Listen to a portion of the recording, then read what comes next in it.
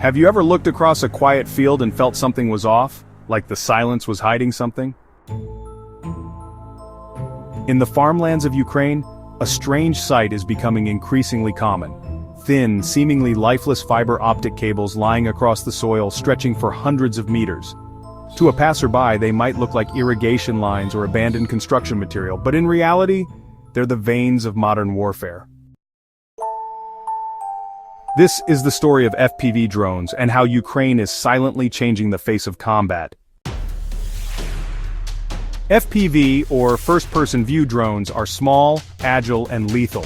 Equipped with a live camera feed, they allow the pilot, often sitting far away, to see through the eyes of the drone as if he's flying it himself.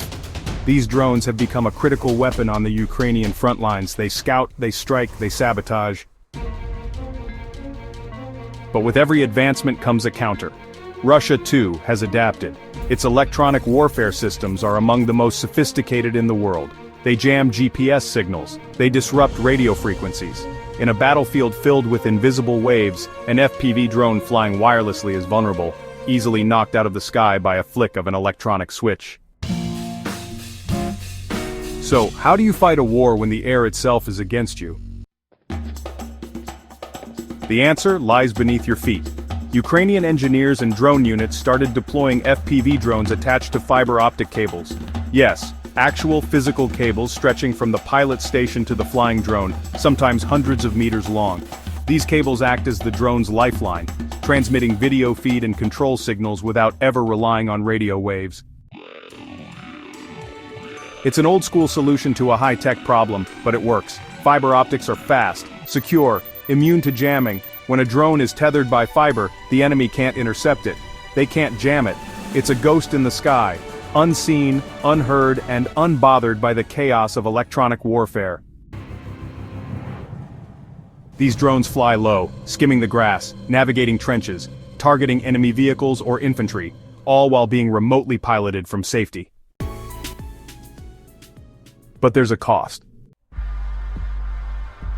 The drone can only fly as far as its tether allows, and when the mission ends, either in impact, destruction, or return, the fiber cable is often left behind. It tangles through wheat fields, across trenches, under destroyed tanks, silent evidence of a battle fought and a tactic used. And so, the Ukrainian countryside begins to change. Fields that once bloomed with barley and sunflowers now carry the scars of this new warfare. Farmers find remnants of fiber in their soil. Children stumble upon cables hidden beneath the grass. These are not relics of the past.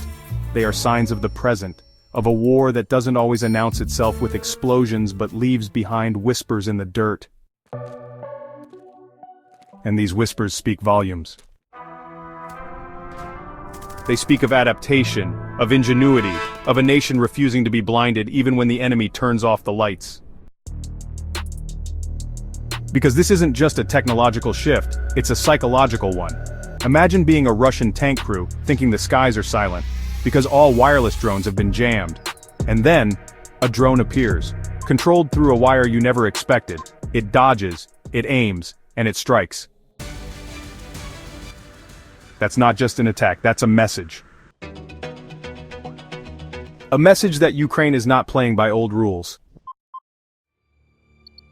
This shift, from wireless to wired, may seem like a step backward in a wireless world, but on the battlefield, reliability is king, and a simple cable can become the most advanced tool in the warfighter's arsenal. It's a reminder, in war, evolution doesn't always mean newer, sometimes it means smarter.